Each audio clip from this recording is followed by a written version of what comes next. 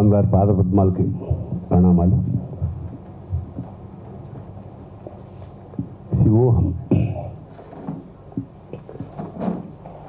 దాదాపు ఒక 25 ఏళ్ల క్రితం నేను ఆటగదరా శివ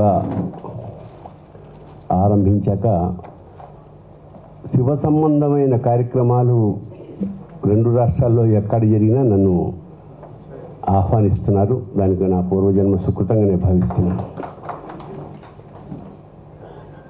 ఈ గోంట కృష్ణ నాకు చాలా కాలంగా పరిచయం.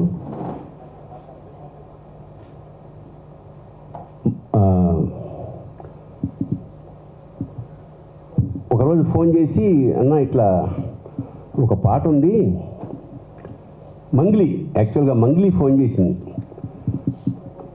సార్ ఇలా ఒక పాట ఉంది అంటే, గతంలో మంగ్లీ ఒక పాడిన పాట చాలా వైరల్ అయింది, మిలియన్స్లో చూశారు. దాన్ని నేనే ఒక 10-20 సార్లు చూసాను. అంత బాగా ఉంది ఆ పాట, చిత్రీకరణ, రచన అన్నీ బాగున్నాయి. అలాగే మీ మీద ఒక పాట చేద్దాం అనుకుంటున్నాను, పిక్చరైజేషన్ అంటే సరే అలాగే అన్నాను. తర్వాత డైరెక్టరు యశోకృష్ణ అంతా వచ్చారు, మాట్లాడారు, అయిపోయింది. ఇక్కడ లొకేషన్ ఎక్కడ అన్నప్పుడు వాళ్ళు కాశీలో అయితే బాగుంటుంది అన్న. నేను కాశీలో చాలాసార్లు చాలా పాటలు పిక్చరైజ్ చేయడం జరిగింది. ఏదైనా డిఫరెంట్ ప్లేసు ఈషా ఫౌండేషన్లో ఏమైనా చేస్తే బాగుంటుందేమో నాకు అనిపిస్తుంది. అందుకే ఎవరు అక్కడక్కడ చేసినా కూడా ఫుల్ ఫ్లెడ్జ్డ్గా ఎవరు చేయలేదు అంటే ఆ పర్మిషన్స్ చాలా కష్టం. అక్కడ వాసుదేవ్ గారు, జగ్గి వాసుదేవ్ మా సద్గురు, ఆయన్ని పట్టుకోవడం అంటే మాకు శైలజ, నేను ఈషా శైలజ అని రికార్డ్ చేసి పెట్టిన దాంట్లో పేరు. అంత మమేకమైపోయింది ఆవిడ. హైదరాబాదు ఆ కార్యక్రమాలకు సంబంధించిన ఏదైనా ఈవిడ ద్వారా నాకు సంబంధం ఏమిటంటే దాదాపు 20 ఏళ్ళ నుంచి నాకు అనుబంధం ఉంది. ఒకసారి శివరాత్రికి స్వామివారు ఇంగ్లీష్లో రాసిన పుస్తకం తెలుగు ఆవిష్కరణ నేనే శివరాత్రిని చేశాను. తర్వాత ఇంకోసారి పిలిచారు, ఇది 3వసారి. ఒక దివ్యమైన అనుభూతి. అది మాటల్లో వర్ణిస్తే జరిగేది కాదు. అక్కడ ఆత్మాక్షర కొన్ని ఎకరాలు, 150-300 ఎకరాలు, అది అణువు అక్కడ. ఇందాక మా అశోక్ తేజ రాసినట్టు అణువు శివవేది, శివుడు కనిపిస్తాడు అక్కడ. అంత బాగుంటుంది ఆ ప్రశాంతత. బట్ కష్టం అంటే పాపం అవి ట్రై చేసింది, మొత్తం వెళ్ళాం. ఎవరికి దొరకని అదృష్టం ఏంటంటే ధ్యానలింగంలో జనరల్గా షూట్ చేయనివ్వరు ఎవరు. మరి ఆ పరమేశ్వర కృప అక్కడ ఒక రాత్రి వేళ దాదాపు 1 గంట వరకు ఆవిడ అంటుంది అన్ని గంటలు అలా చేయనిచ్చారండి అని. అంత పరమేశ్వర కటాక్షంగా భావించాను. సో దాని ఫలితం మీ కళ్ళ మీద ఉంది. విశేషం ఏంటంటే అతి సామాన్యంగా అనిపించే పదాల్లో జీవతత్వాన్ని రంగరించి పోసేశాడు అశోక్ తేజ.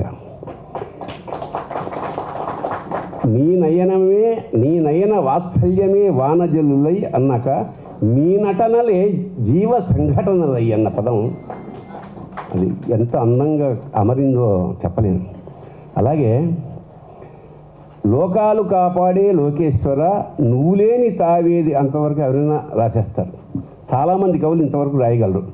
అణువణువు శివవేది అన్న పదం అద్భుతం అశోక్. స్ఫురించడం అది కవిత్వం అంటే ఇదండి. అలాగే ఎటు చూసినా నువ్వే యతిదేవరా అనడానికి ప్రత్యక్ష సాక్ష్యం యతిదేవర. ఆయన పట్టుకొచ్చాడు.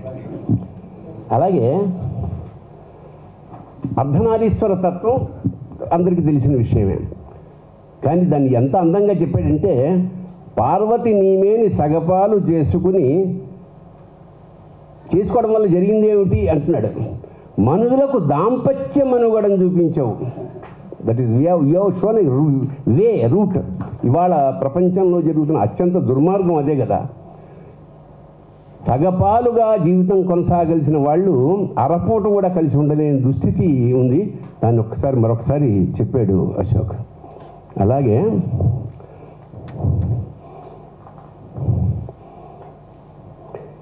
ఇవి కూడా చాలా సామాన్యమైన పదం. ఏనుగు చూస్తే నువ్వు అనిపిస్తావు, నెమలిని కనినా నీ కొమరుడే ఇక్కడ కుమారుడు అని కూడా అనొచ్చు. కొమరుడు అంటే కుమారస్వామి యాక్చువల్గా, కొమరవెల్లి అని మనకి ఇక్కడ ప్రదేశం ఉంది. అక్కడ కొమరెల్లి అంటే కుమారస్వామి అని అర్థం. అంచేత ఆ కుమరుడు బదులు నెమలిని కనినాని కొమరుడే అనిపించడంలో ఆ శ్లేష అద్భుతం. అశోక్ అద్భుతం. అలాగే ఇక ఓంకారం నాకు సాకారం, ఓనమాలకు మళ్ళీ శ్రీకారం అయిన శ్రీ అని చూడతాం కదా మనం ఏదైనా రాసే ముందు, అది ఓనమాలకు పెట్టి ఓం నమ శివాయ, ఓనమాలో అది కూడా ఉంది, ఓం నమ శివాయ సిద్ధం నమ, అది ఆరంభమే రాసేసాడు. అంచేత ఒక శివతత్వానికి పరాకాష్ఠ స్థాయిలో రాసిన అశోక్ తేజకి నా అభినందనలు. అది చాలా అనుభవిస్తూ నేను పాడాను. అంటే ఇప్పుడు నా కళ్ళు అలా స్టన్ అయ్యి తెరిచినట్టే ఉంటాయి. ఎందుకంటే ఆ ధ్యానలింగం చూస్తే ఎవరికైనా అలా అనిపిస్తుంది, ఆశ్చర్యపోవడమే తప్ప ఇంకా నోట మాట రాదు. అలాంటి స్థితిలో ఈ పాటని అభినయించే అదృష్టం నాకు రావడం నా పూర్వజన్మ సుకృతంగా భావిస్తున్నాను. అలాగే నెక్స్ట్ దీన్ని సంగీతం చేసిన మా యశోకృష్ణ అద్భుతంగా అవసరమైన అవకాశం ఉన్న మేరకు అద్భుతంగా చిత్రించిన దర్శకుడు.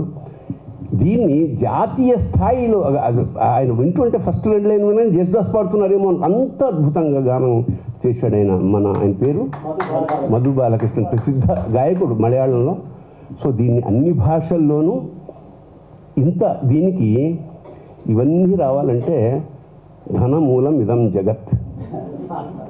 సో ఆయన ఇంకోటి అంటే పరమేశ్వరుడు అంటే విభూతిర్భూతిరైశ్వర్యం అణిమాదికమష్టద అణిమా మహిమా చేవ గరిమా లఘిమా దదా ప్రాప్తి ప్రాకామ్యమీశత్వం వశిత్వం చాష్టభూతయ. విభూతి యొక్క లక్షణం ఏమిటంటే భూతి అంటే ఐశ్వర్యం, విభూతి అంటే మహైశ్వర్యం. మనకి డబ్బులు కావాలంటే లక్ష్మీదేవిని కాదు ఈశ్వరుని కొలవాలి. అప్పుడు ఎక్కడైనా సరే దేవాలయ ప్రాంగణాల ముందు మీకు లక్ష్మీదేవి ఉంటుంది, లోపల శివుడు ఉంటాడు. అన్నయ్య ఇవ్వనా వీడికంటే ఇవ్వమంటాడు. అలా అంచేత విభూతి అంటే ఉంటే ఐశ్వర్యం. ఆ పరమైశ్వర్యం కావలసిన వాడు వాళ్ళ శివమాల్లో ఉన్న మా రెడ్డి గారు దీనికి కారకులు అన్నమాట. ఐశ్వర్యం ఎప్పుడు విభూతి కాబట్టి రుద్దుతాం. దానికి మరో పరమార్థం ఏమిటంటే ఎంత ఐశ్వర్యమైనా విభూతిరా యాదవ అని చెప్పడం, అంజలి శ్రేష.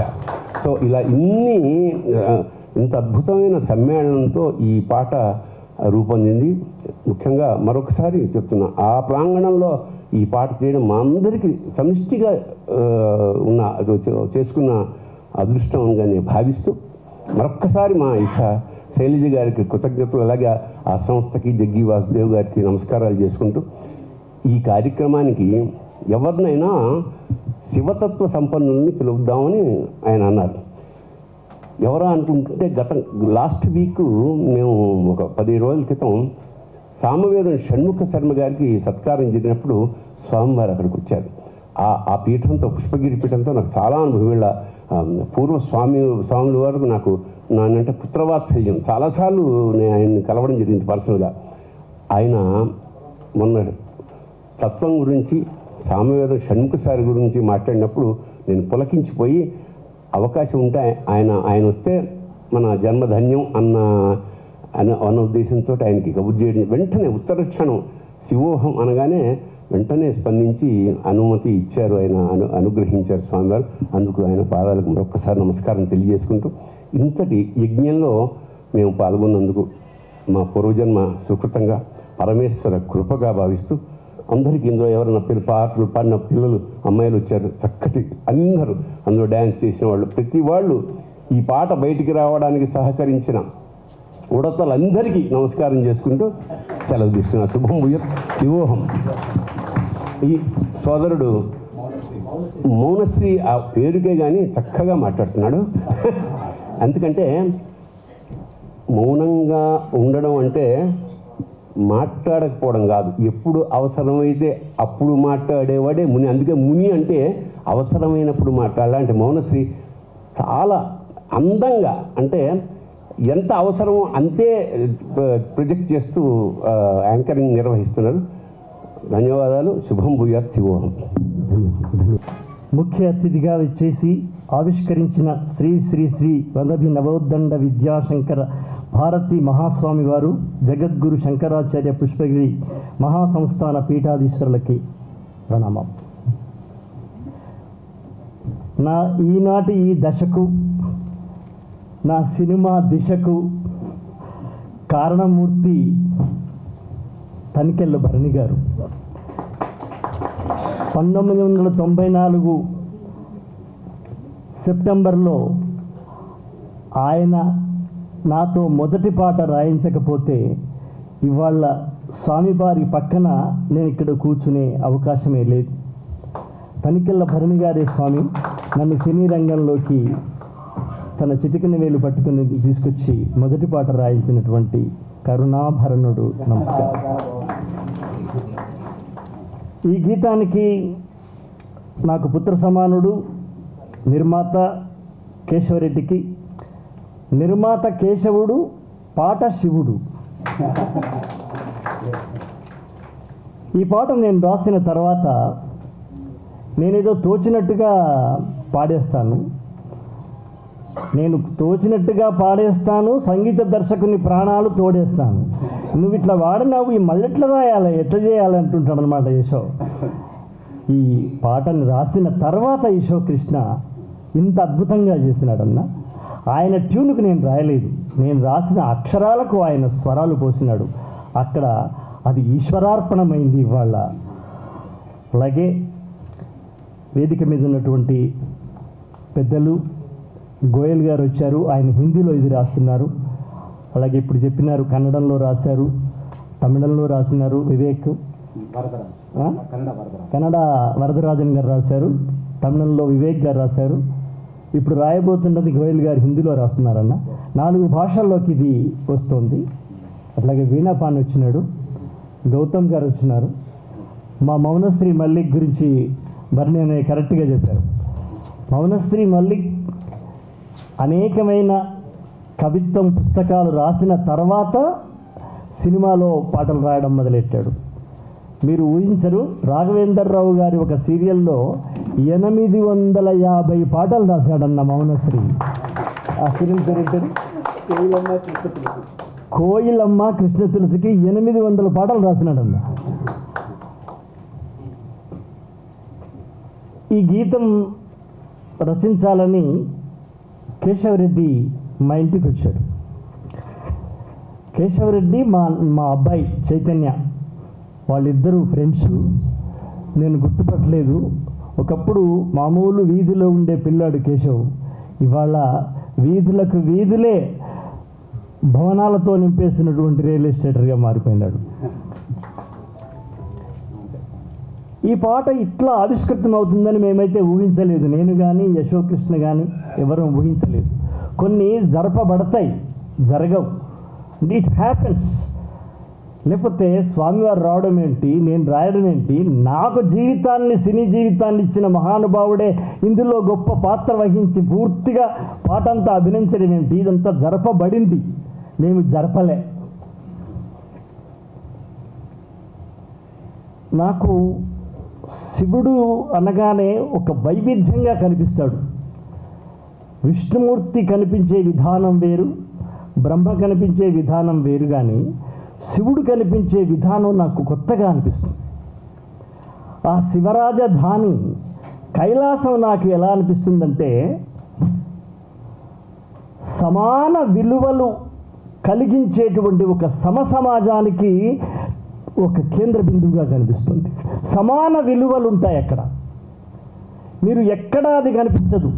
ఏ దేవుని యొక్క రాజధానిలోనూ ఎక్కడా కనిపించని విశేషం కైలాసంలో ఉంటుందన్నమాట. అది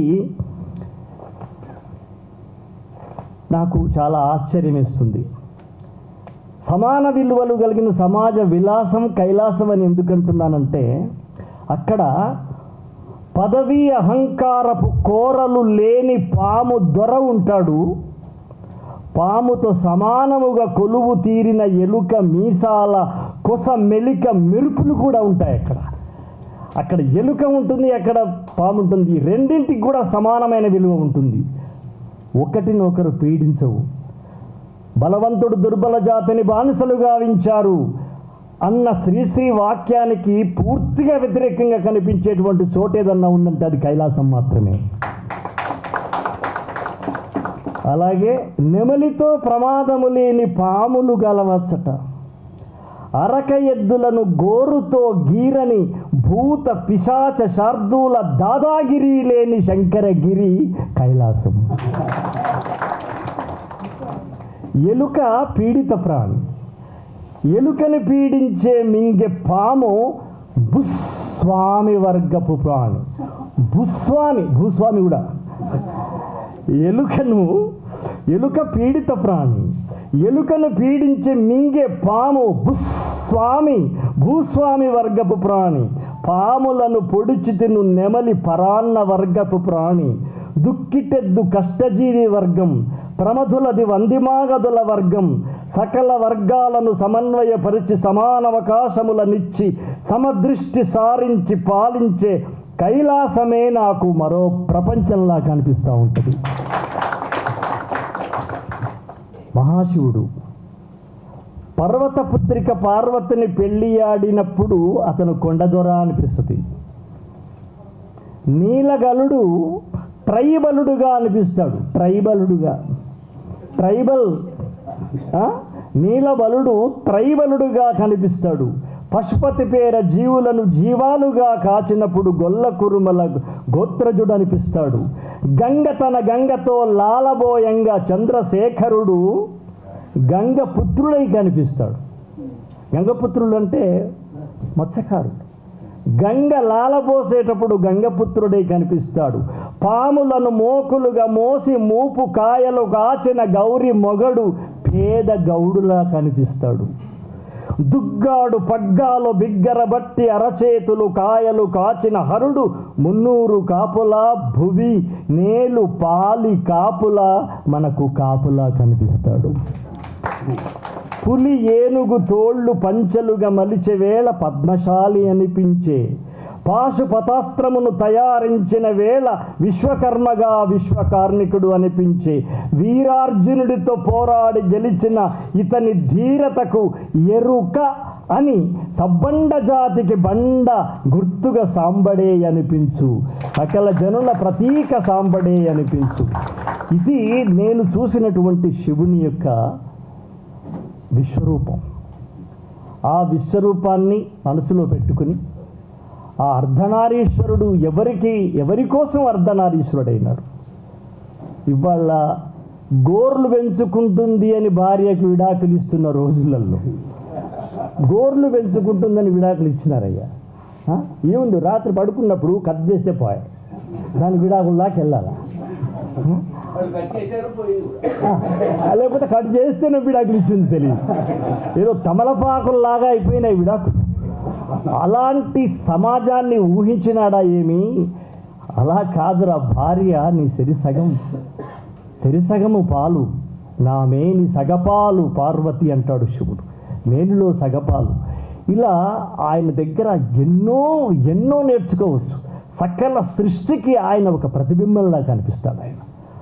ఆయనదొక కాలి చెప్పులు లేని ఓ మామూలు పేదలా కనిపిస్తాడు. ఆయన తల్లి లేని పిల్లాడు. మన పాలకురికి చెప్పినాడు కదా, తల్లి కలిగ నేల తల జడలు గట్టు. ఆయనకు అమ్మ ఉంటే నూనె వేసి జడ వేసి మంచిగా దువ్వేది కదా. అమ్మ లేని పిల్లాడు. అమ్ముంటే విషం దాగనిస్తుందా? అమ్మలేని పిల్లాడు. అమ్ముంటే బూడిద బుసుకొనిస్తుందా? అమ్ముంటే శ్మశానంలో ఉండనిస్తుందా? అమ్మలేని పిల్లాడు. తల చిక్కులెరుగని వాడు శివుడు. చిక్కులు తలలో మాత్రమే ఉంటాయి కానీ ఎక్కడా చిక్కులు తెలియనటువంటి మహానుభావుడు. నిజమైన మానవులకు ఉండాల్సిన మానవులకు ఇలా ఉండాలిరా అని చెప్పినవాడు.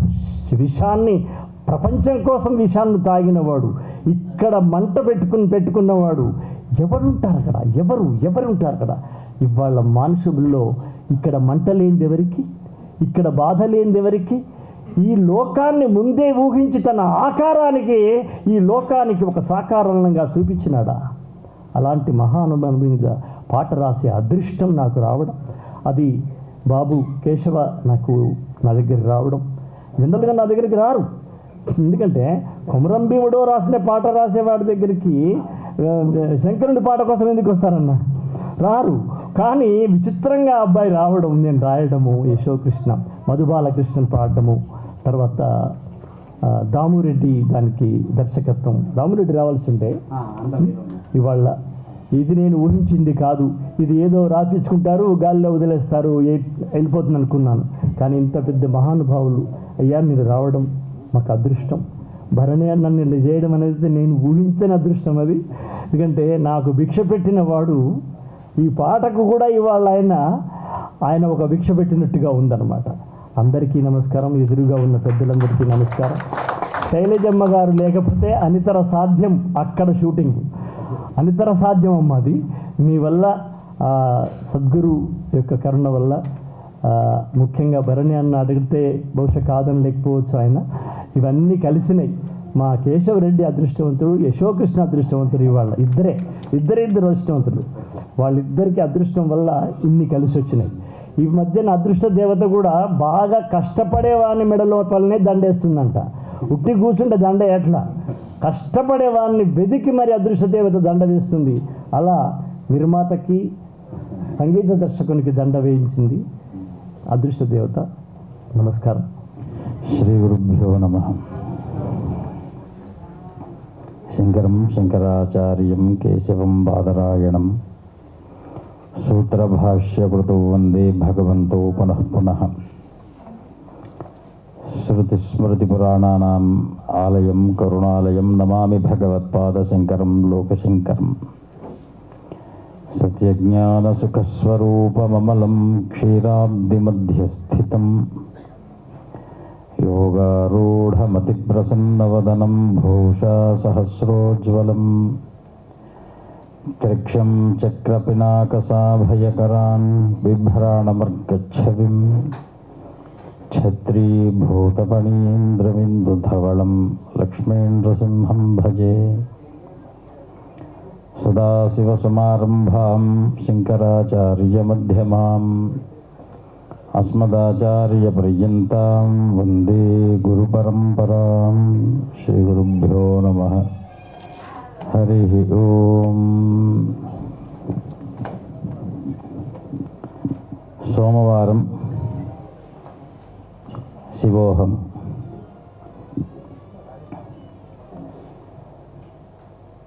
ప్రదోషకాలం. ప్రమథగణ పరివేష్టితమైనటువంటి కైలాస పర్వత ప్రాంగణం ఈ సభ శివోహం. ఎందుకంటే శివగణం మాత్రమే రాగలిగినటువంటి శివకీర్తన శ్రవణానికి మీరందరూ వచ్చారు అంటే మీరందరూ శివుణ్ణి అహం అనుకున్నారు కాబట్టి ఇక్కడికి వచ్చారు. మాకు తనికెళ్ళ భరణి గారు ఫోన్ చేసి శివోహం పాఠ ఆవిష్కరణ, దానికి మీరు రావాలి, మీ చేత్తో ఆవిష్కరణ చేయాలన్నారు.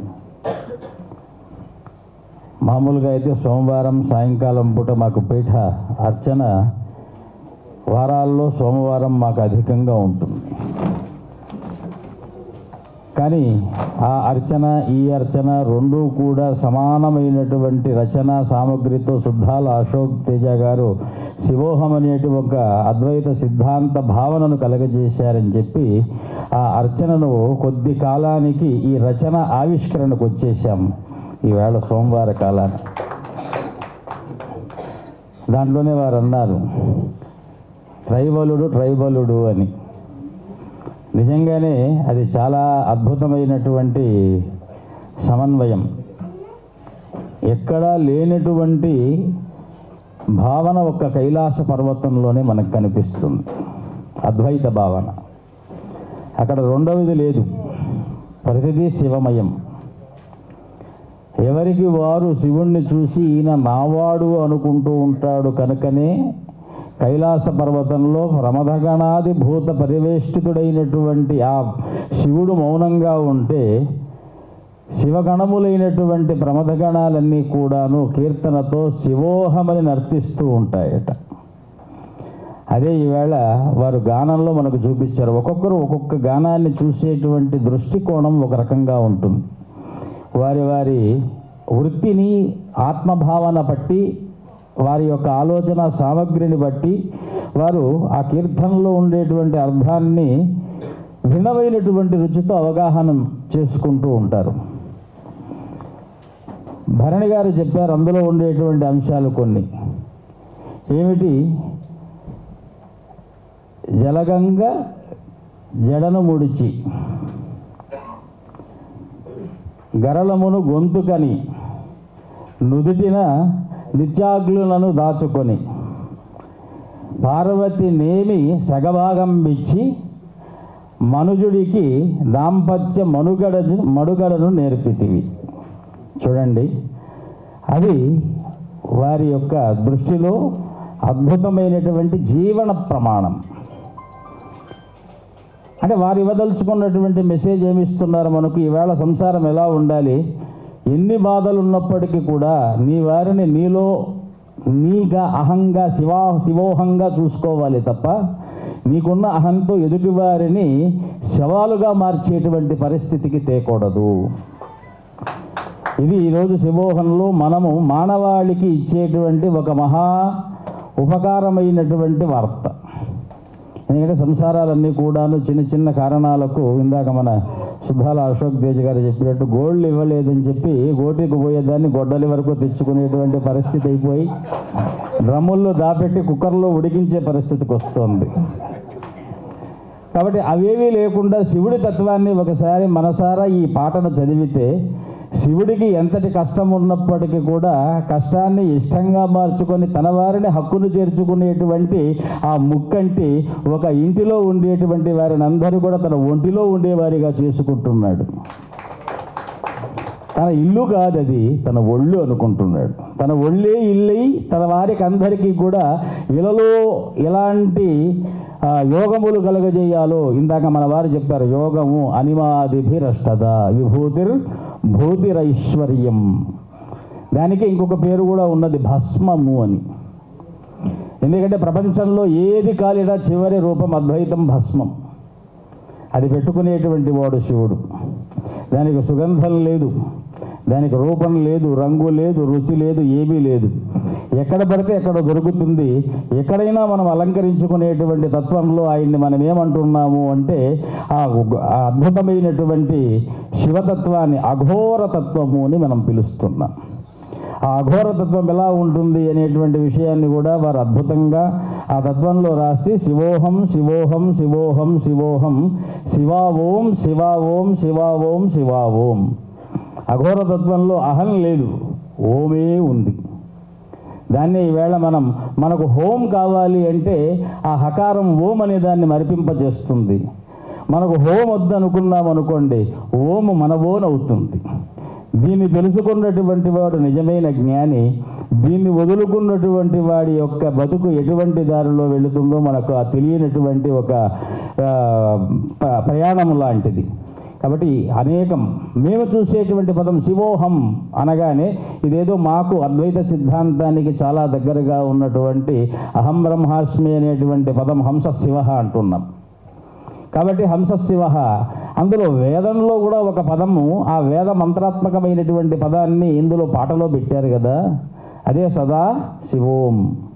సదాశివోం అనేటువంటి పదానికి, అహం బ్రహ్మాస్మి అనేటువంటి పదానికి, శివోహం అనేటువంటి పదానికి ఎక్కడ కూడా వ్యత్యాసం లేకుండా మంత్రాత్మకమైనటువంటి రచన ఎలా చేశారు. అందులో కూడా చిట్ట చివరిగా మన కర్మలు ప్రారంభమయ్యేటువంటిది అక్షరాభ్యాసంతో, జన్మలు ముగిసేటువంటిది మోక్ష సాన్నిధ్యంతో. అందుకే ఓంకారమునకు సాకారమై ఓనమాలకు శ్రీకారమై అని రాశారు. చూడండి, ఓనమాలకు శ్రీకారము అంటే అక్షరాభ్యాస కాలాన పుట్టినప్పటి నుంచే అక్షరం రాసేంత వరకు ఆ జీవి కాదు, కేవలం బాలుడు, శిశువు మాత్రమే. ఎప్పుడైతే అక్షరాన్ని అక్షరాభ్యాసంతో ప్రారంభం చేసి ఓనామః శివాయ సిద్ధన్నమః అనేటువంటి పదాన్ని అక్షరం మీద పెడితే, అంతకుముందు ఎన్ని గ్రంథములు చదివినప్పటికీ కూడా అవి గ్రంథములే కానీ విద్యలు కాజాలవు. ఎప్పుడైతే శివాక్షరముతో ప్రారంభమవుతుందో, అందుకే కాళిదాసు వారు రఘువంశం ప్రారంభం చేస్తూ వాగర్ధ వివ సంపృక్తౌ వాగర్ధ ప్రతిపత్తయే అని ప్రారంభం చేశారు. ఎందుకంటే అక్షరం శివుడు, అర్థము పార్వతి. అక్షరానికి అర్థము లేకపోతే అది అబద్ధం అవుతుంది కనుక శివుడున్న చోట పార్వతి ఉంటుంది కనుక. ఎందుకంటే ఇందాక వారు చెప్పినట్టుగా నీ పార్వతికి నీవేమి సగభాగం ఇచ్చి అన్నారు. అంటే ఒక పక్క వాక్కు, ఒక పక్క అర్థం. ఒక పక్క కంఠంలో గరళం. ఇవి అంత తొందరగా అక్షరము అర్థము శరీరానికి పట్టవు, ఎంతో అభ్యాసం కావాలి. ఆ అభ్యాసం అనేటువంటి గరళంలోనే చాలామంది చిక్కుకుపోయి విద్యకు దూరమయ్యి విద్యను పొందలేనటువంటి జీవితంతో లోకంలో అజ్ఞానపు కారణమైనటువంటి ప్రారంధము చేత అనేక కష్టాలతో అకృత్యాలకు అధర్మానికి పాల్పడేటువంటి వారికి ఆ లైన్ ఉంది చూశారా సమాజానికి. అదొక పెద్ద మెసేజ్. ఏమిటి? పార్వతీ పరమేశ్వరుల ఆరాధనతో విద్యను ఆరంభిస్తే నీకు అటువంటి ఏదైతే అజ్ఞానం అనేటువంటి ఉందో అది ఉండదు అని కాళిదాసు వారు చెప్పినటువంటి దాన్ని మన సుద్దాల అశోక్ తేజ గారు అందులో చాలా అర్థమైనటువంటి వ్యవహారంతో ఆ పక్కనే ఇంకొక మాట మాట్లాడారు. ఏమిటి అంటే చూడండి ఎంత అద్భుతంగా, నీ వదనము ఉదయ రవిబింబమై భూమికి నీ ఉనికి ప్రతిబింబమై. చూడండి, నీ వదనము నిజానికి ఉదయించేటువంటి సూర్యుడు వంటిదయ్యా, కానీ ఈ భూమికి నీ ఉనికి ఏదైతే ఉందో ఆయన వస్తాడు పోతాడు, రాత్రిపూట ఉండడు. కానీ రాత్రిపూట ఏదైతే నీ ఉనికి ఉందో అది హృదయంలో ఎప్పుడూ ప్రతిబింబమై ఉంటుంది అని మనకు అర్థం చేసుకునే వారిని బట్టి. కాబట్టి వేదాంతంగా అర్థం చేసుకుంటే వేదాంతంలా అర్థమవుతుంది. విపుల విఖ్యాత విప్లవాత్మకమైనటువంటి కవితా రచనతో వారు అన్ని రంగాల వారినే హృదయాలను స్పర్శిస్తూ ఒక అద్భుతంగా చేసినటువంటి ప్రతి చోట శివుడే ఉంటాడు, ప్రతి మాట శివుడై పలికింప చేస్తాడు. మనం పలికినటువంటి దానికి ఎక్కడో ఒక చోట సత్యానికి కానీ అసత్యానికి కానీ ఫలితం తప్పక ఉంటుంది. కాబట్టి మనిషి జాగ్రత్తగా ఆ పలుకును పలకాలి. ఆ పలుకును మనం అబద్ధంగా పెడితే అబద్ధమైనటువంటి అసత్య కర్మలను మనం అనుభవించాలి. అదే సత్యంగా మనము యథార్థాన్ని తెలుసుకొని శివజ్ఞాన ప్రాప్తమైనటువంటి జీవితం మనుగడను సాగిస్తే ఆ శివుడు మనకు ఎప్పుడూ కూడా మంగళకరుడై శుభంకరుడై శంకరుడై అద్వైత సిద్ధాంత ప్రతిపాదకుడై మనలో నిజంగా ఏవేవి అజ్ఞానపు బాధలున్నాయో వాటినన్నిటినీ ఎవరైనా తొలగించాలి. అందుకే వేదాంతంలో ఒక మాట మేము అంటాం, జ్ఞానమిచ్చేత్ సదాశివ మోక్షమిచ్చేత్ జనార్దన. మోక్షం రావటం అనేటువంటిది ఒక పదవి లాంటిది.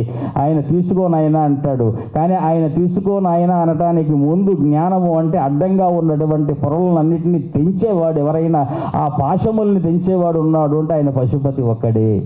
కాబట్టి ఆ పాశముల్ని మనం ఎలా తీసుకోవాలి, తెంచుకోవాలి అంటే శివనామ స్మరణ అనేటువంటి ఒక మహాకుఠారంతో ఏదైనా ద్వేషము, అహంకారము, బాధ, భయము, దిక్కుతిరినితనము, వైవిధ్యమైనటువంటి వైరుధ్య అవస్థలో క్లిష్టమైనటువంటి కాలాన మానసిక ఉద్వేగ భరితమైనటువంటి సమయాన శివనామము చేయాలి. అది ఈవేళ శివోహం అనేటువంటి ఒక మహా గేయ రచనకు, ఒక పాటకు, ఆవిష్కరణకు, అందులో సోమవార మాఘమాసము అష్టమి సాయంకాలము శాకుంతలంలో ప్రత్యక్షాభిప్రపన్న స్తనభినవతు రష్టాభిరష్టాభిరీశ అని కాళిదాసు వారు చిట్ట చివరి ఒక పాదంలో చెప్తారు. ఈశ్వరుడు ఎన్ని రకాలు ఉన్నారు? 8 రకాలు ఈశ్వరుడు ఉన్నారు. ప్రత్యక్షాభిప్రపన్న స్తనభిరపతు రష్టాభిరష్టాభిరీశ.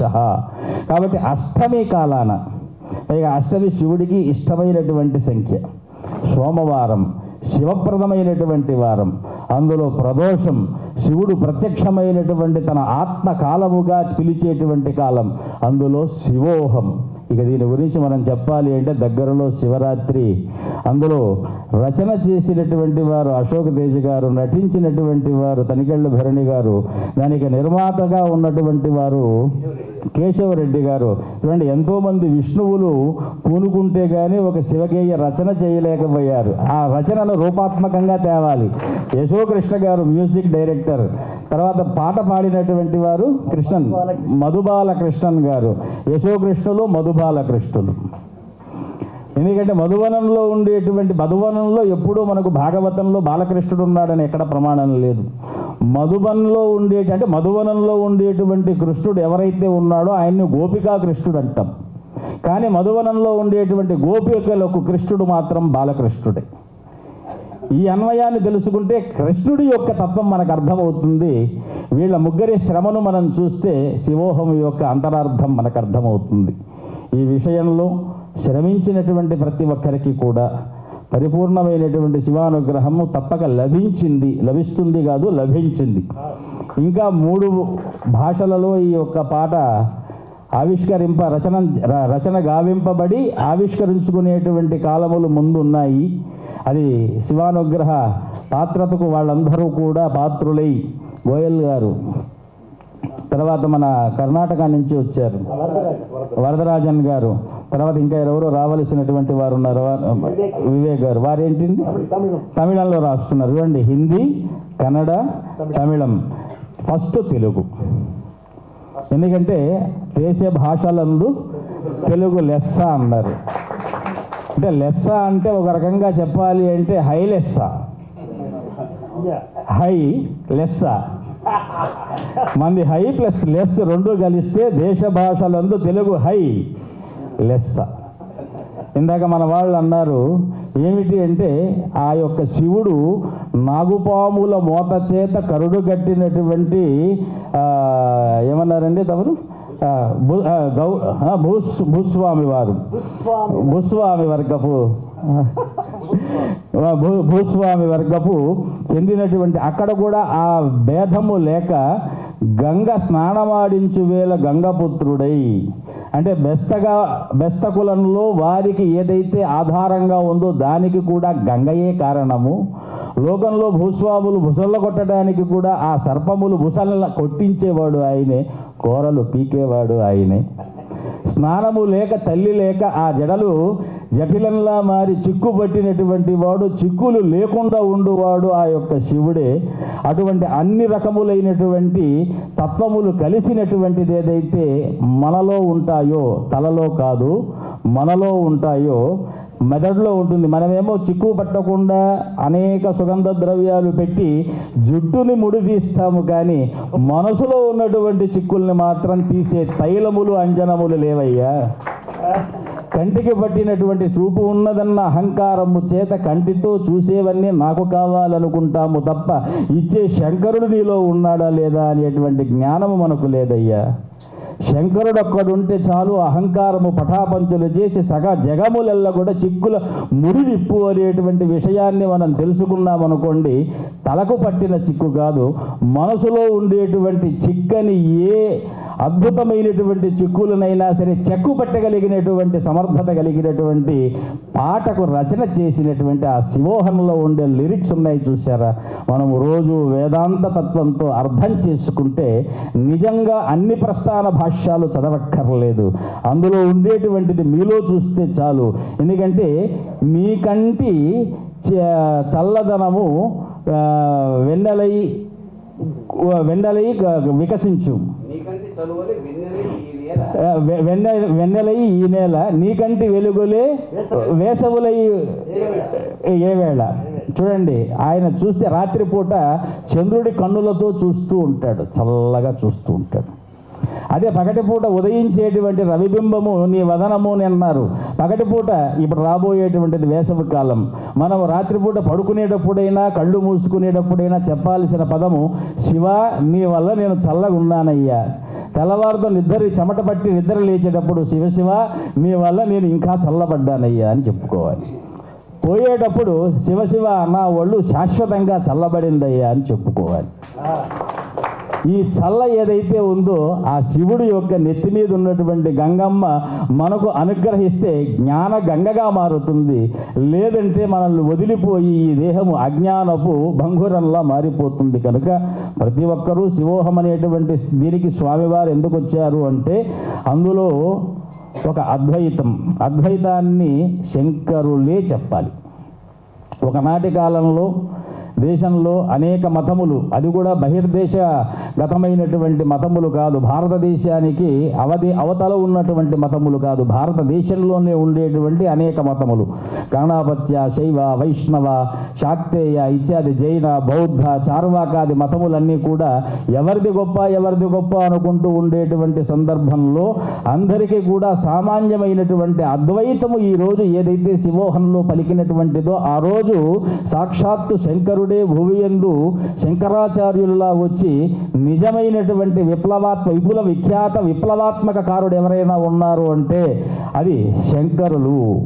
మన శంకర భగవత్పాదులు ఆనాడు వారు రాసినటువంటి గ్రంథాలన్నిటిలో కూడా మనకేం చెప్పారు అంటే, నీ భావన యందు శ్రద్ధ పెట్టు కానీ నీ భావనకు మూలమైనటువంటి అహంకారమునందు మాత్రము శ్రద్ధ పెట్టద్దు అన్నారు.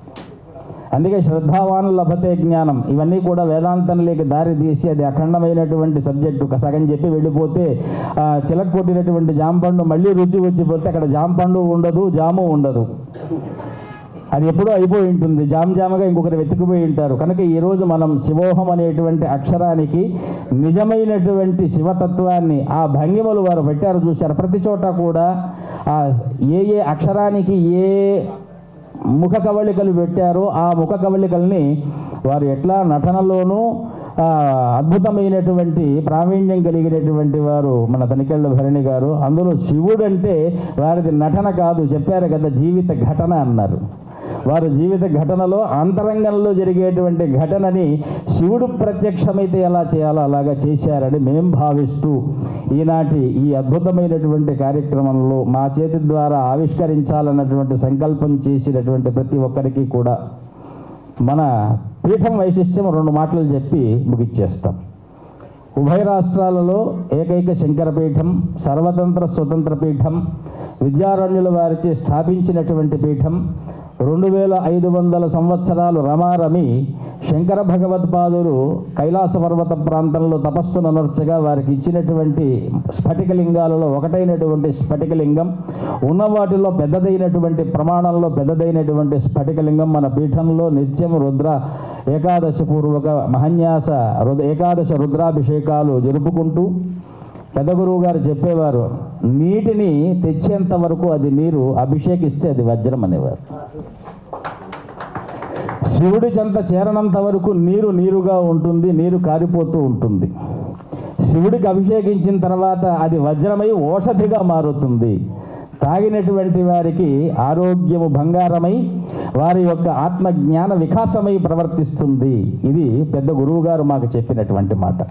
కాబట్టి అటువంటి చంద్రమౌళీశ్వరుడు మన పీఠంలో నిత్యము విరాజితుడై ఏకాదశ రుద్రాభిషేకాలతో నిరంతరము కూడా అర్చింపబడుతూ అందరికీ కూడా అనుగ్రహించటానికి మన భాగ్యనగరంలో పుష్పగిరి మనకు కడపకు 16 కిలోమీటర్ల దూరంలో ఉన్నప్పటికీ కూడా గురువుగారి కాలంలో ఇక్కడికి రావడం, ఇందాక మనకు తనికెళ్ళ భరణి గారు చెప్పినట్టుగా ఇక్కడ చాలా కాలం నుంచి ఈ యొక్క భాగ్యనగర్ ప్రాంతంలో ఉన్నటువంటి 80% దేవాలయాలన్నీ కూడా అస్మద్ గురుదేవులైనటువంటి శ్రీ విద్యా నృసింహ భారతీ స్వామి వారి యొక్క స్వహస్తాలతో ప్రతిష్ట గావింపబడినటువంటివి. అలాంటి ఎన్నో ఇక్కడ చెప్పడానికి లేదు. మరి సినీ పరిశ్రమతో వారికి ఉన్నటువంటి సంబంధం ఎటువంటిది అంటే, ఘంటసాలి గారి దగ్గర నుంచి ఎన్టీ రామారావు గారి దగ్గర నుంచి పీఠాన్ని ముందుకు వచ్చినటువంటి ఆనాటి క్లిష్టమైనటువంటి పరిస్థితుల్లో ఘంటసాల గారు పూరుకొని విప్లవాత్మకంగా పీఠాన్ని ఎండోన్మెంట్ నుంచి అటానమస్గా తీసుకువచ్చినటువంటి చరిత్ర మన పీఠానికి ఉన్నది. ఇలాంటివి అనేకాలు. అందుకే వారు శివోహానికి మీరు రావాలి అని అనగానే ఒక మాట అన్నాం, తప్పక వస్తాము, కాకపోతే మీకు తేవలసినటువంటి రుద్రాక్షలు బాకీగా అలాగనే ఉన్నాయి, మళ్ళీ మేము తెచ్చిస్తాము అని వారికి అన్నాం. తెచ్చారు, వాళ్ళు తెచ్చారా? తప్పక అనేది. అందరికీ కూడా మళ్ళీ సంధ్యా సమయాన, సోమవార సాయంకాలాన, ప్రదోషకాలాన శివుడు నర్తించేటువంటి ఆనంద సమయాన మనందరికీ మనస్సులో ఆ తాండవం ఎలా ఉంటుందో వాగ్రూపంలో, గేయ రూపంలో ఈవేళ ఆవిష్కారం జరిగింది. కాకపోతే మనమంతా కూడా దీన్ని పదిలంగా మనస్సులో దాచుకొని, ఇందాక కీర్తన టీవీ ద్వారా సబ్స్క్రైబ్ చేసుకొని చూడొచ్చు అన్నారు. కీర్తన ద్వారానే వినాలి. వజ్రం కొయ్యాలి అంటే ఇంకొక వజ్రమే కావాలి. వజ్రేన విచ్చతి. ఇంకొక ఛానల్ ద్వారా చూస్తే కూడా దాని యొక్క సామర్థ్యం అంత బాగుంటుందో లేదో మనకు తెలియదు. కానీ కీర్తన టీవీ, ఈ కీర్తనకు పెద్ద టీవీ. ఆ టీవీని మీ లోపల ఆలకింపు చేసుకుంటే అది జగత్తుకు ఒక అద్భుతమైనటువంటి శివుడి యొక్క టీవీని మనం విరాజింపజేసేటువంటి ఆ ఆనందం. టీవీ అంటే ఆనందమే, ఇంకేం దర్పం కాదు, ఆహార్యం కాదు. అందుకే అహం అనేటువంటి శబ్దానికి అహం లేని శబ్దం ఎక్కడ లేదు. అహం అనేటువంటిది అకారాది హకారాంతం, అక్షరాల మధ్య ఉన్నటువంటి దానిని మొట్టమొదటిది అకారం. ఈ చిట్ట చివరిది ఏమిటి? హకారం. కాబట్టి అహం అంటే నాయనా నువ్వు పలికే శబ్దం ఏదైతే ఉందో అది అహం. దాన్ని జాగ్రత్తగా శివమయం చేస్తే శివోహం. ఈ వాక్యాన్ని చెప్తూ స్వస్తి ప్రజాభ్య పరిపాలయంతాం న్యాయేన మార్గేణ మహిమహీషాః గోబ్రాహ్మణేభ్య శుభమస్తు నిత్యం లోకాః సమస్తాః సుఖినో భవంతు. ఈ గేయం చేత వారి యొక్క అక్షరమాలికైనటువంటి అకారాది హకారాంతము శుద్ధాల మన అశోక్ తేజ గారు శోకరహితంగా శుద్ధమైనటువంటి పంక్తులతో ముత్యాల మాలల తేజస్సుతో అల్లబడినటువంటి ఒక శివోహాన్ని మనకిచ్చారు. వారి పేరులో శుద్ధమైనటువంటి మాలలా అల్లినటువంటి అందరి శోకములని విమోచన చేసేటువంటి ఒక తేజస్సు భరితమైనటువంటి కావ్యమునకు నిదర్శనం వారి పేరు శుద్ధాల అశోక్ తేజ గారు. ఈ తేజస్సు ఎక్కడ వెలగాలి అంటే ఒక భరణిలో వెలగాలి. ఆ భరణి ఎక్కడికి వెళ్ళింది అంటే శైలజ గారి సహాయం చేత ఈశా ఫౌండేషన్కి వెళ్ళి అక్కడ ఉన్నటువంటి ధ్యాన మందిరంలో ఈ యొక్క రాగమాలిక అంటే శుద్ధాల అశోక్ తేజ గారి పదాల అల్లిక, కావ్య ప్రవళిక ఇవన్నీ కూడా ఒక రూపాన్ని ధరిస్తే ఈవేళ మనందరికీ కావ్య సుమాలిక. స్వస్తి. నిర్మాత కాలేదు, ఏం కాదు, భరణి గారు సర్వమై శివుళ్లాగా ఈ ఆల్బంలో ఉన్నారు. అది నాకు ఆశ్చర్యం కలిగింది. గాయకుడి చేత పాడిస్తారు, లేకపోతే ఒక స్వామీజీని తీసుకెళ్ళి యాక్ట్ చేయిస్తారు. కానీ నాకు ఆనందం ఆశ్చర్యం ఎక్కడ కలిగిందంటే భరణి గారు నేను యాక్ట్ చేయటం ఏమనుకున్నా, పాడారేమో అనుకున్నా, లేకపోతే రాశారేమో అనుకున్నా. ఆయన చెప్పగానే ఆయన రాయలేదు, ఆయన పాడలేదు. ఒక హీరోగా నాయకుడు లాగా శివుడు లాగా పాత్ర చేశారంటే అమెరికాలో అంటున్నది నిజమే. ప్రతి వాళ్ళు అంటారు ఆయన ఎక్కడండి శివుడండి అంటారు. అయితే ఉడతలాగా నందిలాగా 30 ఏళ్ల బట్టి ఆయనతో ప్రయాణం చేయటం నా పూర్వజన్మ సుకృతం. నన్ను ప్రపంచానికి పరిచయం చేశారు. ఇక్కడ ఇద్దరున్నారు ప్రపంచానికి పరిచయం చేసుకున్న వాళ్ళు. ఇందాక మిత్రుడు అశోక్ తేజ గారు నన్ను పరిచయం చేశారు అన్నారు. నాకు పేరు పెట్టి నన్ను పరిచయం చేసిన కూడా తనికెళ్ళ భరణి గారే. వీణాపాడిన పేరు పెట్టారు. కాబట్టి ఇవాళ కార్యక్రమంలో నా మిత్రుడు, అందరూ మిత్రులే నాకు ఇక్కడ, యశోక్ కృష్ణ గారు, ఆయన యశస్సు మొత్తం ఈ పాటకు పెట్టారు. ఆయన సంపదంతా ఈ పాటలో ఉంది. అద్భుతమైన ఆర్కెస్ట్రేషన్ అండి. ఇంతకన్నా చెప్పలేకపోతున్నాను. అంటే ఒక 20 ఏళ్ల క్రితం 25 ఏళ్ల క్రితం భక్తి పాట ఎలా ఉంటుందో అలా ఉంది. ఇంతకన్నా నేను చెప్పను మీకు.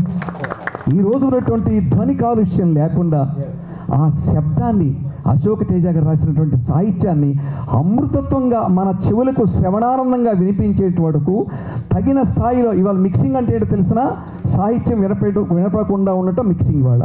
ఇవాళ సాహిత్యం వినపడకుండా ఉండటం మాత్రమే, శబ్ద కాలుష్యం మాత్రమే. శబ్దాన్ని ఏం చేస్తున్నామంటే మనం ఫ్లూటు పాపం ఆయన వాయిస్తారు ఎవరు, ఇక ఆ రోజులో సాహిత్యం వినపడకుండా ఇవాళ మిక్సింగ్ అలా చేస్తేనే పాట మిక్సింగ్ ఒక 5 లక్షలు 10 లక్షలు 8 లక్షలు తీసుకుంటారు. కానీ నా మిత్రుడు ఇవాళ పాట 2 సార్లు విన్నాను. శ్రవణానందంగా, దృశ్యానందంగా ఇవాళ కల్పించారు. వీటన్నిటికీ ప్రాణం నా మిత్రుడు అశోక్ తేజ గారు రాసినటువంటి సాహిత్యం. పరమాద్భుతంగా రాశారండి. ఏమి చెప్పడానికి ఏమీ మిగల్చలేదు. భరణి గారు ఒక అక్షరం మిగల్చలేదు, స్వామి ఒక అక్షరం మిగల్చలేదు. ఆనందపడిపోతున్నాను. నా మిత్రుడు ఇవాళే పరిచయం చేసుకున్నాను. చెన్న కేశవరెడ్డి గారికి, మన మిత్రులు నా వరదరాజన్ గారికి, హిందీలో రాసినటువంటి గోయల్ గారికి, అందరికీ నా హృదయపూర్వక ధన్యవాదాలు తెలియజేసుకుంటూ, నన్ను ఇక్కడికి పిలుస్తారు అనుకోలేదు. భరణి గారు పిలిచారు, ఆయన పిలిచారు, వచ్చి కూర్చున్నాను, నన్ను ఇక్కడికి రమ్మన్నారు. ఇవాళ ఆనందంగా ఉందండి. శివోహం శివోహం శివోహం. అందరూ వినండి, అందరికీ వినిపించండి. అది కోరిక. వినటం ఒక్కటే కాదు, అందరికీ వినిపిస్తే అసలు ఇట్లా శివుడు రాశాడేంటండి. నేను వాడిని మాట్లాడుతుంటే అన్నాడు, నన్ను ఎవరు పిలవరు, నన్ను పిలిచేది అందరూ అది చేసిన తర్వాత పరమాద్భుతం మిత్రమా. ఇవాళ ఒక్కసారి గట్టిగా, ఎందుకంటే ఈ శివుడి గురించి రాసింది కాదు, అంతర్లీనంగా మాట్లాడారు శివుడి గురించి, మరీ రాసుకొచ్చి చాలా ఆనందంగా ఉందండి. ధన్యోస్మి. ఉంటానండి, నేను బయలుదేరుతున్నాను, వేరే పని ఉంది, ఏమనుకోకండి. నమో నమః. అందరికీ ఒకసారి శుభాశీస్సులు, శుభాకాంక్షలు తెలియజేస్తూ సెలవు తీసుకుంటున్నాను. నమస్కారం. సభకు నమస్కారం అండి. సరస్వతి పుత్రులు అందరూ మాట్లాడారు, కానీ ఒక మాట చెప్తాను. నేను మొన్న సెప్టెంబర్లో కాశీ వెళ్ళాను. అక్కడ ఆటగదరా శివ పాట వేస్తారు. అంటే అన్నయ్య ఎంత ఎదిగాడు అని ఫోన్ చేసి మాట్లాడాను.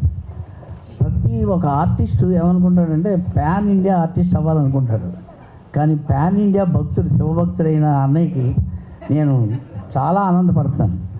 ఎందుకంటే ఇన్ని లాంగ్వేజ్ల్లో ఆయన యాక్ట్ చేయటం, అది శివుడిచ్చినటువంటి అదృష్టం ఆయనకి. ఈ సందర్భంగా నేను శివుడికి మళ్ళీ ఇంకోసారి అభిషేకం చేస్తాను.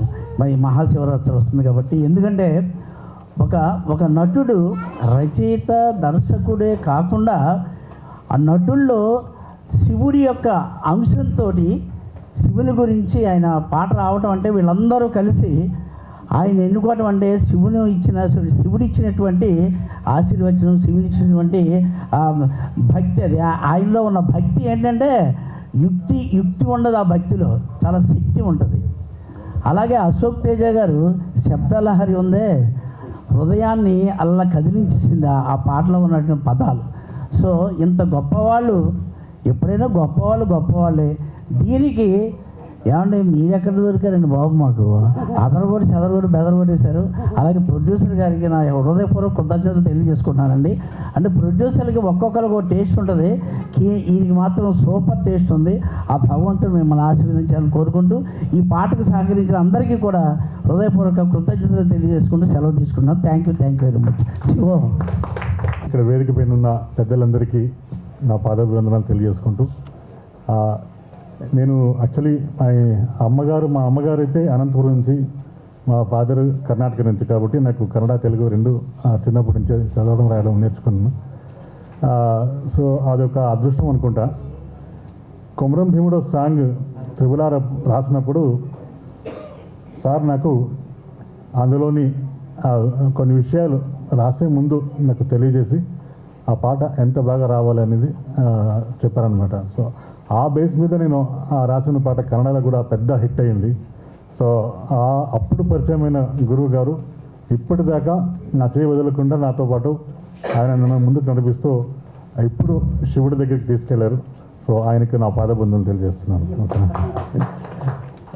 భరణి సార్ బెంగళూరులో కలిసాము. ఎన్నో ఏళ్ళ తర్వాత మిథునం సినిమా అంటే బాలు గారు మళ్ళీ కన్నడ లక్ష్మి గారు ఇద్దరే యాక్ట్ చేసిన పెద్ద సినిమా, గొప్ప సినిమా, ఎన్నో అవార్డ్స్ రివార్డ్స్ పొందుకున్న పెద్ద సినిమా అది. ఆ సినిమాని కన్నడలో మాటలు పాటలు రాసే ఒక అవకాశం నాకు దొరికింది. సో ఆటగదరా శివ పాట రాసేటప్పుడు చాలా భక్తితో శ్రద్ధగా పూజ చేసి ఆ పాట రాశాను అన్నమాట నేను. అది కూడా అంత మంచిగా వచ్చింది పాట. ఆట విధువే శివ చాలా బాగా వచ్చింది కన్నడలో కూడా. సో ఆ రోజు నన్ను దీవించారు భరణి సారు. సో ఆయన దీవెనలు ఎప్పుడు ఉండాలని నేను ఆశిస్తున్నాను. ఈ యొక్క సంగీత దర్శకులైన యశోకృష్ణ గారితో ఇంతకు ముందు కూడా పనిచేశాను. కానీ ఇంత పెద్ద ఒక పాట, ఇంత పెద్ద మంచి పాటని, ఒక పాన్ ఇండియా సాంగ్ని రాసే అవకాశం ఇచ్చిన యశోకృష్ణ గారికి కానీ, సుద్దాల అశోక్ తేజ్ గారికి కానీ, తర్వాత ప్రొడ్యూసర్ కేశవ్ రెడ్డికి కానీ అందరికి కూడా వందనాలు తెలియజేసుకుంటున్నాను. ఈ పాట కన్నడలో కూడా పెద్ద హిట్ అవుతుంది అన్న నమ్మకం నాకు ఉంది. ఎందుకంటే గురువు గారు ఎప్పుడు దీవించి వెళ్ళారు. సో ఆ ఆశీస్సులతో అన్ని భాషల్లో కూడా ఈ పాట పెద్ద హిట్ అవ్వాలని, ఇంకా చాలామందికి ఇది రీచ్ అయ్యి ఇంకా శివుడి సార్ రాసినటువంటి అందులో ఉన్న జ్ఞానాన్ని అందరికీ అందజేయాలని మనస్ఫూర్తిగా ఆశిస్తున్నాను. శివోహం. सर्वे जना सुजनो भवन्तु, सर्वे सुजना सुखिनो भवन्तु. आदरणीय भरणी जी, अशोक तेजा जी, प्रोड्यूसर केशव रेड्डी जी, यशो कृष्णा जी,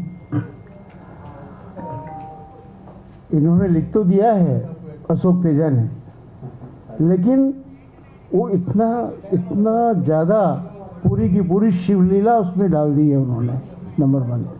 दूसरे क्या है, जैसे एक वाल्मीकि की रामायण थी, बाद में तुलसीदास ने साधारण रामायण लिखी। इन्होंने उस कंसेप्ट को जो शिवलीला का था उसको लोक के अंदर पिरो दिया है। तो ये तो कर दिया इन्होंने, लेकिन हमारे पास कितना बंधन है देखिए। सबसे पहले ट्यून का बंधन है, उस ट्यून में फिट करना है। उसके बाद फिर पिक्चर शूट हो चुकी है, विजुअल को मैच करना है, उसके बाद शब्दों को मैच करना है। तो ये बहुत ही मुश्किल काम है, लेकिन अब तक अशोक जी के साथ मैंने कम से कम 100 गाने किए हैं और हमारा हर गाना अच्छा रहा। ये शिव की कृपा है। और एक चीज़ मैं बताना चाहूँगा कि कश्मीर से लेके और कन्याकुमारी तक, रामेश्वरम तक और इधर पूरा जहाँ भी भारत में चले जाओ आप, शिवालय, शिव के मंदिर विष्णु से कम नहीं है, ज़्यादा है। लोग समझते हैं कि शिव की पूजा दक्षिण में ज़्यादा होती है, नहीं। उत्तर में चले जाओ, मैं हरियाणा से हूँ, हर गली में आपको शिव का मंदिर मिलेगा, शिव मंदिर मिलेगा। तो ये बहुत ही मतलब बहुत बड़ी बात है। और एक चीज़ ये है कि शिव का कोई अवतार नहीं है, शिव एक ही है, शिवोहम। और ब्रह्मा का भी अवतार नहीं है, ब्रह्मास्मि एक ही है। विष्णु के 24 अवतार हैं, 10 अवतार हैं, लेकिन शिव के एक ही रूप है उनका। मैंने थोड़ा सा मैं रिसर्च कर रहा था तो मैंने देखा कि आदि शंकराचार्य ने निर्वाण षटकम लिखा है, वहाँ से ही ये शब्द आया है शिवोहम। उसका जो अर्थ ये आता है कि मैं मन, बुद्धि, अहंकार और चित्त नहीं हूँ, न मैं कान, न मैं जीवा, नाक और नेत्र हूँ, न मैं व्योम आकाश, न भूमि, तेज और वायु हूँ, मैं तो चित्त का आनंद रूप हूँ और मैं शिव हूँ, शिवोहम। तो ये वहाँ से कंसेप्ट लिया गया है, इसके लिए मैं बधाई देता हूँ अशोक तेजा जी को। मुझे भी थोड़ा सा रिसर्च का शौक है, मैं देखता हूँ ये शब्द कहाँ से आया, शिवोहम शब्द कहाँ से उसकी उत्पत्ति हुई। तो मुझे पूरी उम्मीद है कि आज जिस माहौल में, जिस वातावरण में इसका ये आविष्करण हुआ है और जिस हिसाब से वो पिक्चराइज किया गया है और उसका जो म्यूज़िक कंपोज किया गया है और गाया गया है, मैं समझता हूँ पिछले 4-5 साल में मैंने ऐसा गाना नहीं देखा। मैंने खुद लिखे होंगे 50 गाने, लेकिन इस रूप में इतना अलंकृत किया हुआ है, इतना पिक्चराइज किया गया है, ये मैंने पहली बार देखा है। 2 बार देखा, दिल कर रहा था कि और 2 बार देखूं मैं।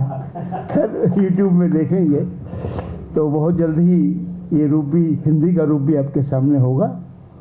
इतना कहते हुए मैं किशोर रेड्डी जी का, हमारे यशो कृष्णा जी का, अशोक तेजा जी का और भरनी जी का, सबका और आप सबका मैं हृदय से धन्यवाद देता हूँ। धन्यवाद। Thank you. ఇంకా చివరన ఇంకా ఈ పాటకు స్వర సంయోజనం చేసి అద్భుతమైనటువంటి పాటగా తీర్చిదిద్దినటువంటి మిత్రుడు యశోకృష్ణ ఒక్క నిమిషం పాట. ఆయన ఎక్కువగా మాట్లాడడం మనందరికీ తెలుసు, ఓన్లీ పాటలు పాడడము స్వరకల్పన చేయడం మాత్రమే. వేదిక మీద ఉన్నటువంటి పెద్దలకి, పాత్రికేయులకి, మీడియా మిత్రులకి, నా స్నేహితులకి, ప్రతి ఒక్కరికి పేరు పేరున నా హృదయపూర్వక శుభాకాంక్షలు. ఇంత గొప్ప అద్భుతమైనటువంటి అవకాశాన్ని కల్పించినటువంటి నా దేవుడు, నా పాటల తండ్రి డాక్టర్ సుద్దల అశోక్ తేజ గారికి నేను ఎప్పుడు రుణపడి ఉంటాను. సుద్దల అశోక్ తేజ గారితో నేను దాదాపు ఒక 1000 పాటలకు సంగీతం సమకూర్చాను. అందులో ఇది ఒక మైలురాయి ఈ పాట. అసలు ఇలాంటి అద్భుతమైనటువంటి అవకాశం అందరికీ రాదు. అది శివుడి లీల తరికలపల్లి సార్ నటించడం, అలాగే దామురెడ్డి గారు డైరెక్షన్ చేయడం, నాకు ఇంత గొప్ప అద్భుతమైనటువంటి అవకాశాన్ని కల్పించారు. మన కేశవరెడ్డి గారు ఎక్కడ క్వాలిటీలో రాజీ పడకుండా మంచి అవుట్పుట్ కోసం ఒక సినిమాకి ఎంత ఖర్చు పెడతారో ఒక డివోషనల్ పాటకు అంత ఖర్చు పెట్టారు. ఇంత అవుట్పుట్ రావడం కోసం నేను అహర్నిశలు కృషి చేసి ప్రతి టెంపుల్లో కూడా ఈ పాట మోగాలనే సంకల్పంతో ఈ పాటను నేను రూపొందించడం జరిగింది. ఎందుకంటే ఏ టెంపుల్లోకి వెళ్ళినా దాదాపు 30-40 సంవత్సరాల కింద చేసినటువంటి గొప్ప గొప్ప గాయకుల పాటలే వినపడతాయి. ఈ మధ్య కాలంలో ఈ రిథమ్స్, ఈ డామినేషన్ ఎక్కువైపోయి ఈ పాటలు మామూలుగా ఒక యూట్యూబ్లో వినడానికి తప్ప అది టెంపుల్లో ఉపయోగపడట్లేదు. నా పాట శ్రీశైలం శిఖరం పైన అది మోగాలని ఒక అలాంటి సంకల్పంతో ఈ పాటను రూపొందించాను. దీంట్లో ఆర్కెస్ట్రేషన్ కూడా ఎక్కడ కూడా వీణులకు కనువిందుగా ఉండే విధంగానే ఈ పాటలో సితారు, వీణ, వైలిన్, సోలో, డ్రమ్స్ ఎక్కడ కూడా డామినేషన్ చేయకుండా వోకల్కు ప్రాధాన్యం ఇస్తూ అద్భుతమైనటువంటి మిక్సింగు, ఇది మాస్టరింగ్ అంతా చెన్నైలో చేశాము. ఎస్వి రంజిత్ గారు చేశారు, ఇక్కడ మా అబ్బాయి వేణుమాధవ్ చేశారు, అలాగే వెంకట్ దారా ఇంజనీర్. దీనికి దాదాపు ఒక 30 మెంబర్స్ టెక్నీషియన్స్ వర్క్ చేశాము. దీంట్లో గాయకులు మోహిని, రేవతి, జయశ్రీ పల్లెం, వీరందరూ అద్భుతమైన గానాన్ని మాకు అందించారు. అలాగే ఫ్లూటు ప్లే చేసినటువంటి శ్రీనివాస్ గారు కూడా వచ్చారు. అలాగే వీణా ప్లేయర్ ఫణినారాయణ గారు, ఇలా ప్రతి ఒక్కరికి పేరు పేరు ఇంతమంది శ్రమతోనే ఈ పాట ఇంత అద్భుతంగా వచ్చింది. నాకు భరణి సారు ఇట్లా అడగగానే అవకాశం ఇవ్వడం అనేది అది నా పూర్వజన్మ సుకృతం. నిజంగా నేను జన్మజన్మల సార్కు రుణపడి ఉంటాను. నా పాటల తండ్రికి మరొక్కసారి నమస్కరించుకుంటూ ఇంత గొప్ప అద్భుతమైన అవకాశాన్ని ఇచ్చినటువంటి నిర్మాత కేశవరెడ్డి గారికి పాదాభివందనం చేస్తూ సెలవు తీసుకుంటున్నాను. మౌనం ఉంటావు, మాటలాడతావు, శబ్బాషరా శంకరా అని రాశా. ఎవడికి మౌనంగా ఉంటాడు?